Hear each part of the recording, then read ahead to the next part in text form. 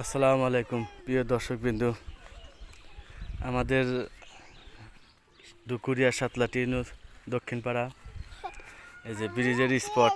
আজকে একটু হাঁটতে হাঁটতে এপার আসছি। দেখেন এই যে কচুরি পানা আর ঘর, আমার ঘর এই যে দাঁড়ায় আছে, মনে হয় যে একটা পানির ভিতরে অজানা সাক্ষী হয়ে। আল্লাহ জানে ঘর কতদিন টিকবে। তবে মোটামুটি পানি একটু নিচে নেমে গেছে, হয়তো বা আর মাসখানে অপেক্ষা করলেই পানি প্রাকৃতিকভাবে শুকিয়ে যাবে, বুঝছেন। এই যে দেখেন এই পাশে, ওই যে পাশে লেগা পূর্ব পাশের রাস্তা, আর এই পাশে যে মোহাম্মদ হাজারি বাড়ি, আর এই পাশে লেগা পশ্চিম পাশের রাস্তা, ঠিক আছে। আর মোটামুটি মাসখানে গেলে এই শুকিয়ে যাবে আর কি। মাঝখানে শুকালেই মোটামুটি কাজ করা যাবে।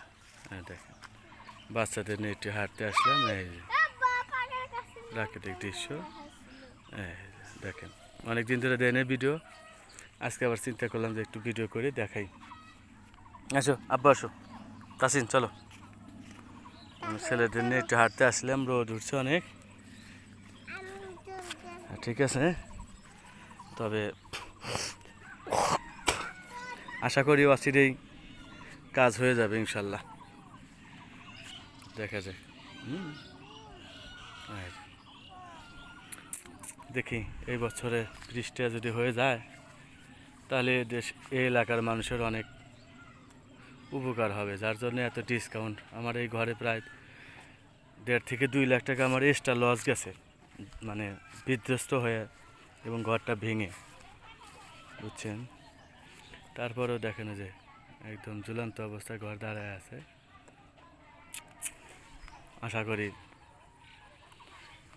সবাই শেয়ার করবেন, দেখানোর চেষ্টা করলাম যতটুকুন পারি।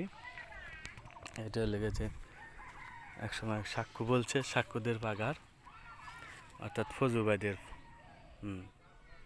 ফজু হাকিম ভাইদের এখানে জায়গা, অনেক জায়গা ফলান, তো সবাই বলে সরকারি জায়গা, আসলে তা ঠিক না। একদম এখান থেকে আপনার দক্ষিণ এবং উত্তর পর্যন্ত, ব্রিজ পর্যন্ত সরকারি জায়গা। কিছু জায়গায় বেশি, কিছু জায়গায় কম, এভাবে আছে, কমান নয়। কিন্তু এই জায়গা আসলে ব্যক্তিগত জায়গায় অনেক কাটা হয়েছে, যার জন্য অনেক বড়। দেখেন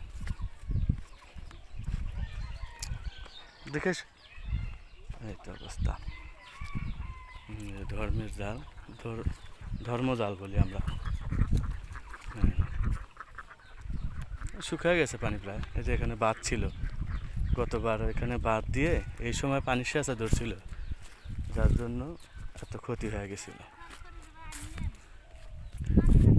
ঠিক আছে, ওকে, সবাইকে ধন্যবাদ।